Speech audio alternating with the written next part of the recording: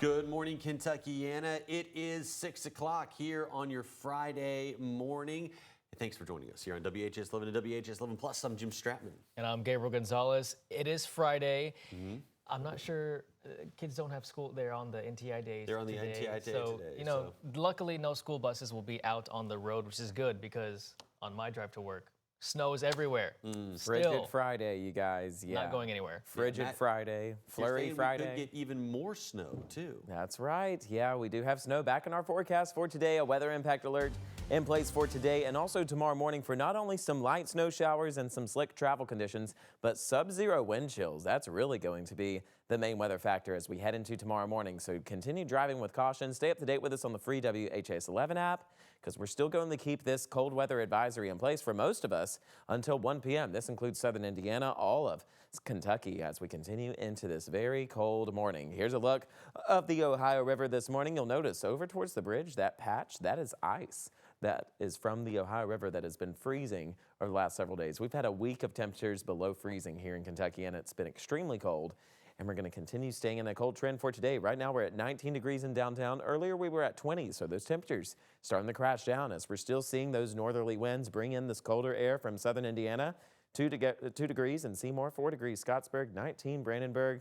So it is going to be another chilly day. Right now, those temperatures feel like the negatives near Seymour and also towards Scottsburg. They're feeling like 4 degrees, feeling like 10 here in Louisville. It's going to be a very chilly afternoon. Also, a very slim band of some very light snow showers and some flurries happening right now towards Brandenburg and Elizabethtown.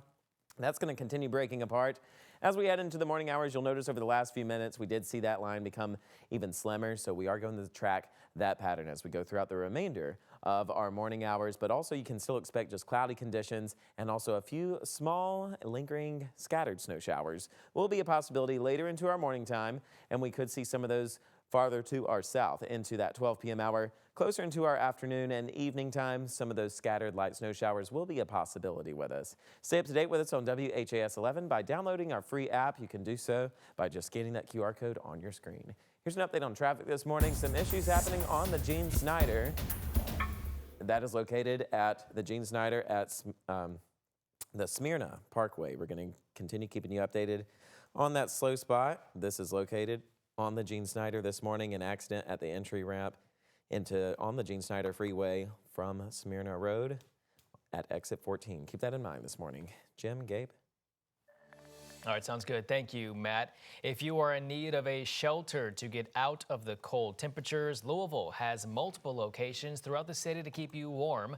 All Louisville Free Public Libraries are available as warming shelters during their normal hours. Most branches are open today and tomorrow from 9 in the morning until 5 in the afternoon. The city also has 2 white flag shelters with Wayside Christian Mission and the Salvation Army Center of Hope available. The death toll due to last weekend's storm is up once again. Yeah, Kentucky Governor Andy Beshear said that a 32-year-old woman from Fayette County died as a result of the storm, marking the 12th victim from the Commonwealth. 11 other people, including a man from Louisville, died from last weekend's storms. Team Kentucky Storm Relief Fund is offering $10,000 to the victims' families to cover funeral costs. And the ice and the snow are gradually clearing off those roadways, but the extreme cold temperatures are keeping slick spots a major problem for drivers. The Nelson County Sheriff's Office of County Fire and EMS said that they responded to 2 dangerous car accidents yesterday, one involving a tractor trailer crashing into a Nelson County fire truck on the Bluegrass Parkway.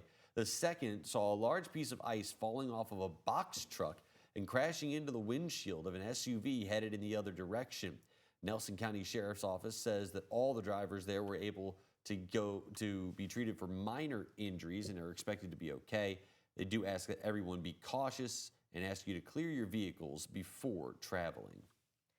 Right now, you are taking a live look at the United States Capitol building in Washington, D.C. According to ABC News, a deal between Democrats and the White House has been met, but there has not been a vote yet on a government shutdown. A Louisville senator says she is aiming to protect Kentucky's SNAP benefits with a new bill. Now, this bill could keep thousands of Kentuckian SNAP benefits going despite what's happening in D.C. Many essential programs you rely on, along with funding, were on pause during the previous government shutdown last year. Programs like SNAP, which left more than 600,000 Kentuckians without food assistance. Food banks were picked clean as people tried to keep themselves and their families fed around the holidays. Senator Cassie Chambers Armstrong filed a bill that would allow the governor to use money from the rainy day fund to keep SNAP benefits going in Kentucky in the event of another government shutdown or funding lapse. I wanted to make sure to have steps and have systems that would make sure that if something like that were to happen again, Kentuckians wouldn't have to worry.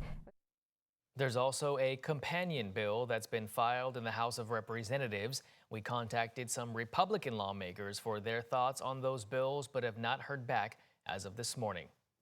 At the Kentucky State Capitol, a proposed bill could affect JCPS and eventually your students. Superintendent Brian Yearwood showed up Thursday morning urging lawmakers not to pass Senate Bill 1.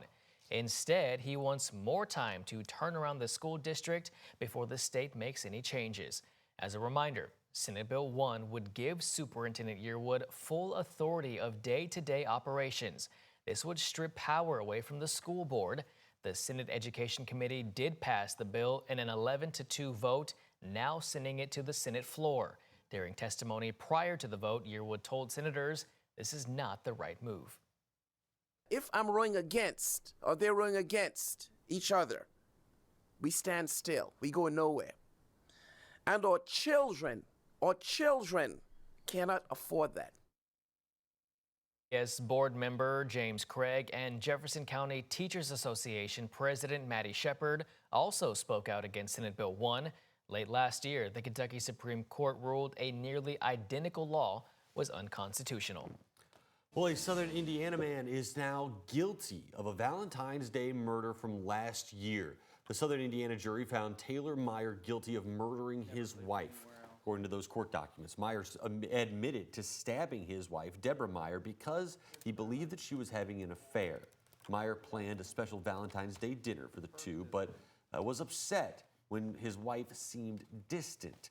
He then stabbed his wife roughly 40 times. Meyer is expected to be back in court for sentencing next month. This morning, a Louisville man is in jail after he hit an LMPD officer with a bulldozer.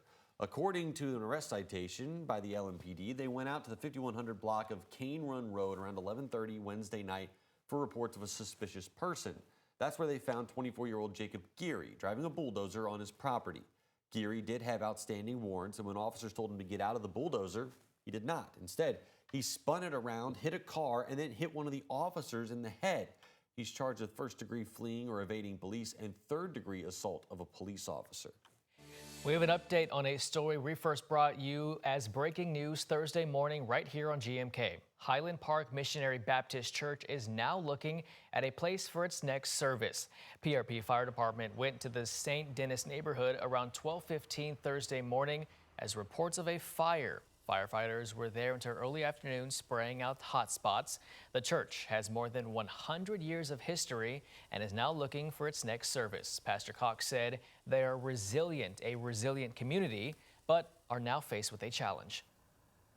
A lot of pastors and association members, leaders have been reaching out to us, offering their facilities and any help in any way that they can. PRP Fire said one firefighter was treated at the hospital for a minor injury, but has since been released. Matt, let's head on over to you. It is another weather impact alert day today. That's right, as these temperatures will stay very cold as we head throughout the day. We're at 19 degrees right now in Louisville, feeling like 10 degrees. Cloudy skies and only getting colder from here. Tomorrow will be our coldest day of this week with highs at 16 degrees, a low of 5. Stay warm out there. We're going to have all those weather details coming up in a few short minutes.